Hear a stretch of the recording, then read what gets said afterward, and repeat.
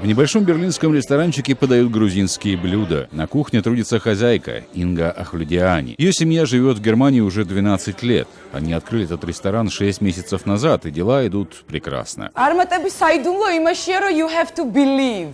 Секрет успеха — надо поверить. Вера — самое главное. Надо верить в то, что ты делаешь и любишь.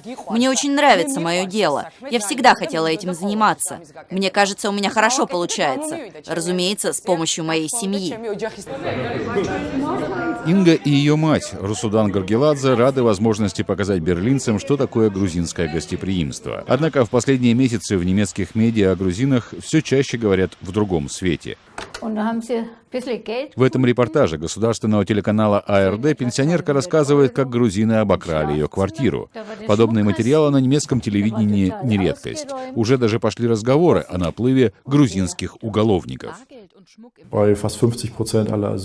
Примерно 50% грузин, которые подают прошение об убежище в Германии, подозреваются в квартирных или иных кражах. Это гораздо более высокий процент, чем среди других народов. Вопрос стал предметом политических дебатов, и это негативно сказывается на перспективе безвизового режима между Грузией и Евросоюзом.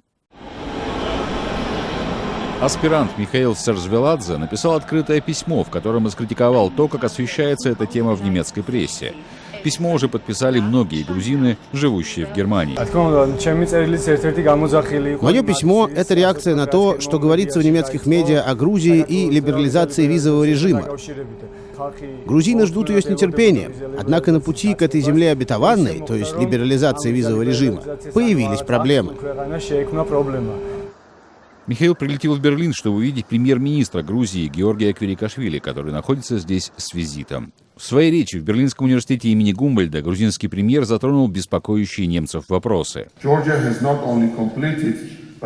Грузия не просто выполнила, но и во многих областях перевыполнила самые строгие требования Европейской комиссии, касающиеся борьбы с нелегальной миграцией и наплывом криминалитета. Русудан Горгеладзе нашла время, чтобы прийти на выступление премьера.